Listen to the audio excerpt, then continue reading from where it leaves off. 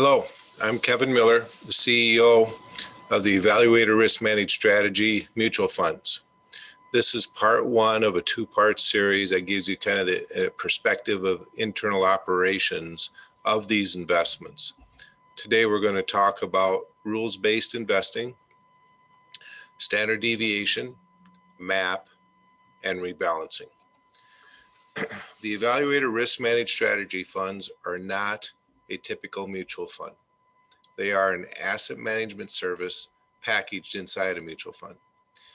These are the various components that go on a daily basis inside these investments. We use the E-Valuator software to select the underlying investments. We use our meticulous asset allocation process, our MAP, that gives us the actual roadmap for diversification and asset allocation. We respond to the economic changes, the typical changes that you see throughout the investment business cycle. We optimize for risk and return. We rebalance and replace, and we also do tax harvesting. So you can see that there's a lot of asset management that goes on behind the scenes inside each of these investments that make up the E-Valuator Risk Managed Strategy fund family. What is rules-based investing? Well, it's when we implement written standards from which pragmatic investment decisions are made. The primary advantage is to avoid making investment decisions based on emotions. An example of emotion-based investing would be when the markets are up, emotions are positive, everyone wants to buy. That would encourage someone to buy high. On the other end of the spectrum, when the markets are down, emotions are negative, people typically want to sell. That would force an emotion-based investment decision like that would force someone to sell when their holdings are at a lower price. Just the opposite of what you want to do. You want to buy low and sell high. But when emotion overtakes a pragmatic decision, sometimes the alternative is a result, which isn't typically very good. These components of rules-based investing are applied to the E-Valuator funds. We establish volatility standards or goals for these investments.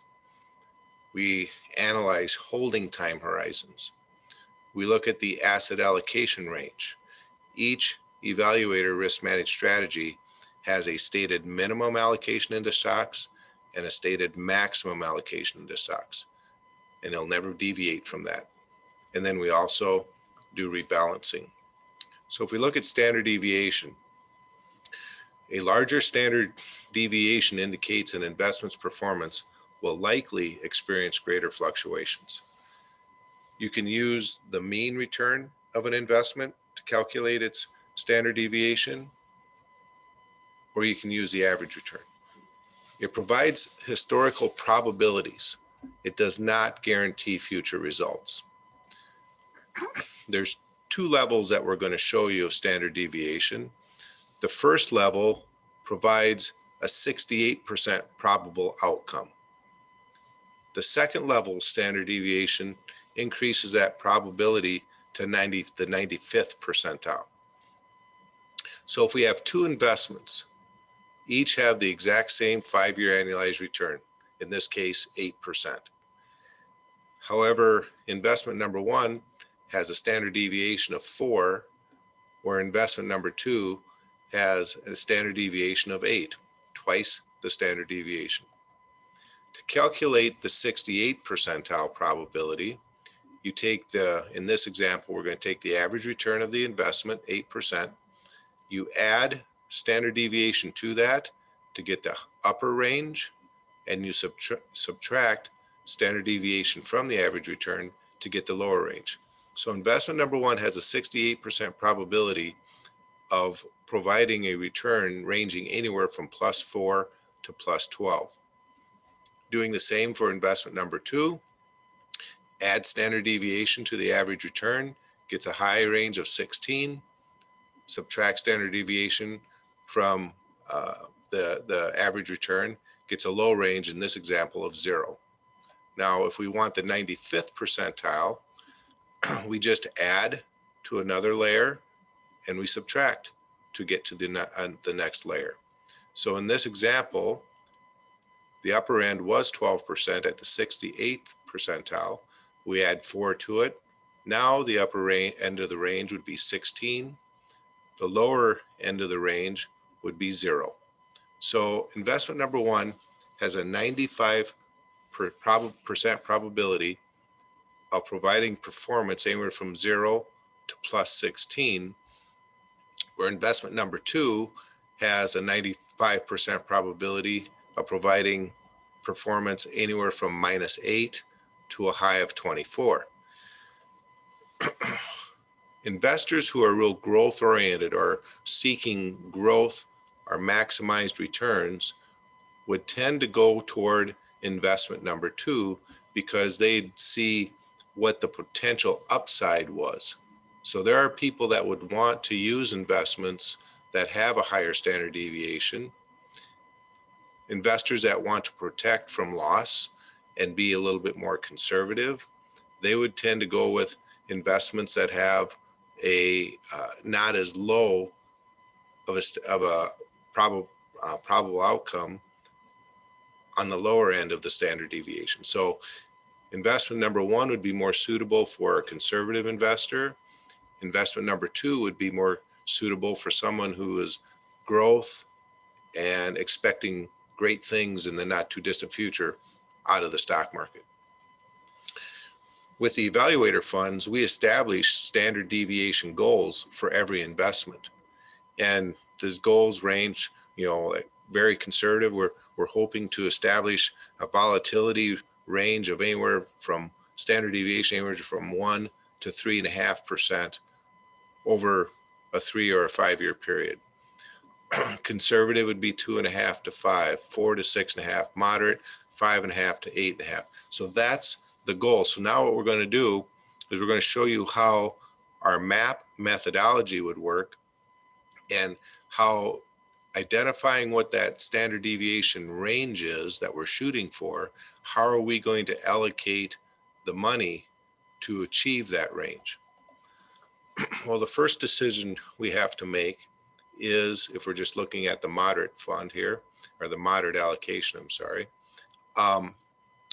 we would have to decide how much money to put into 3 major asset classes: money market, stocks, and bonds. In this illustration, we're saying hypothetically it's put 65% in stocks. Then the amount that we put in stocks, we need to decide how much would we have in domestic, foreign, specialty, or sector stocks. In this example, we're saying we're going to allocate 47% of the 65 into domestic stocks. After deciding what type to invest in, the next decision is what size. Typically, large cap stocks are less volatile than small cap. So if we're trying to keep the standard deviation range within a moderate mix, we're probably going to want to put more money into domestic large cap stocks than we will domestic small cap stocks. In this illustration of the 47, we'd put 30% in large, 12% in mid caps, and 5% in small caps. Once we get the size allocation done, then we need to decide what type of management style we want to apply. There are 3 different types of management styles. There's a value manager, there's blend between value and growth, and then there's growth. Okay. In this illustration, we're going to say we'll split that 30% equally, 10% into each type of, or each style of asset management. Then if we just look at the growth, the last decision we have to make is, are we going to have it passively managed or actively managed? Passively managed would be just investing money in like an index, where basically a computer just mirrors, an example of an index would be like the S&P 500. Actively managed would be you're selecting a manager that's going to pick and choose. Maybe out of the 500 stocks in the S&P 500, they may only invest in 150 of them. So that's the difference between passive and active. So basically, what this map illustration has just provided us is that in order to try to keep standard deviation between 5.5% and 8.5%, we would say we're going to put 4% in domestic, large cap, growth-oriented stocks that are actively managed. And then what happens is we do this for every type of investment that these mutual funds can invest in, whether it's bonds, whether government bonds, corporate bonds, or other types of bonds, high yield, bank loans, convertibles, emerging market debt, or other types of equity. Again, whether it's domestic, foreign, specialty sectors, technology, real estate, financials, whether we use metals, and this is constantly changing. So this management is happening on a continual basis inside the risk managed strategy funds. In this illustration, to achieve a standard deviation range of 5.5% to 8.5%, where obviously there's going to be some categories that we're not going to invest in. And so this is a hypothetical illustration of, of bonds.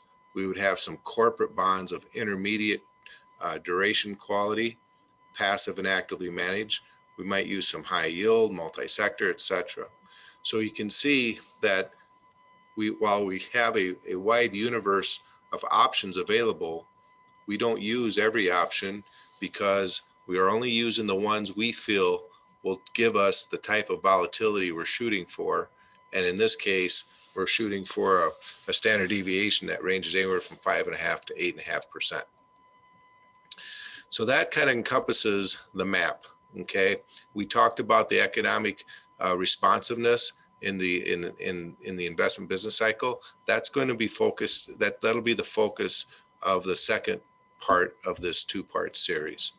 Next, I want to talk about rebalancing and how that works and why it's important. Basically, rebalancing helps enforce selling high and buying low. Okay, it can help mitigate that volatility that we just went through. In this illustration, let's just say we have half our money invested in bonds and half our money invested in stocks. And let's say that there's a sell-off in the stock market. And so the stock component no longer makes up half of our account. It only makes up 40%. And because the stocks went down, only make up 40%, the bond component now makes up 60%. Well, to rebalance, what you basically do is you sell the part of the investment that's above the original allocation line, sell it high, and buy into the component that's below the original allocation line.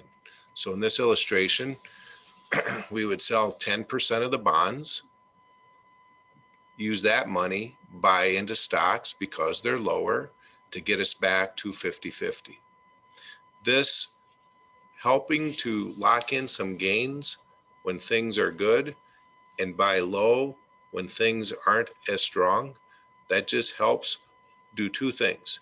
One, it can help mitigate volatility, and two, it could help add performance to your portfolio. So bringing it all together, what we've done is we've seen that the MAP process gives us a very pragmatic approach to doing asset allocation, removing emotion, invoking rebalance when necessary, when there's market turbulence and sell-offs, to arrive at the proper allocation so we give ourselves the best chance to provide the type of volatility range that we're shooting for. And in this illustration, it was 5.5% to 8.5%. These are the disclaimers and definitions that we want to share with you. The most important point is that standard deviation does not guarantee performance. It's just a measurement of volatility and gives us a potential of probable outcomes. There's no guarantee when you invoke standard deviation into your asset allocation process. Thank you.